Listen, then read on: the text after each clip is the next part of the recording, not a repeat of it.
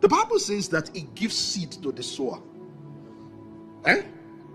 Now, it asks you to sow so that it can multiply the seed sown, right?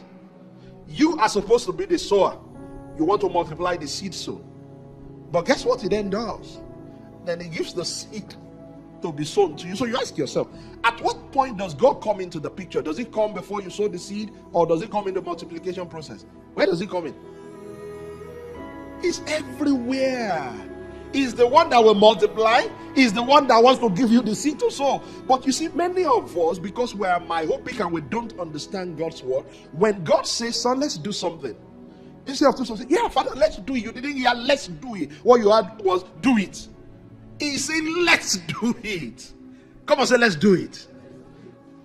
He wants to give seed to the sower and multiply the seed sown. It's not about you, it's about him. That's where the anointing comes into the picture. He said, let's increase what we are there. He said, Father, let's do it. Let's do it. Whatever you pass through me, will pass it on to them. Whatever you pass through me, will pass it on to them.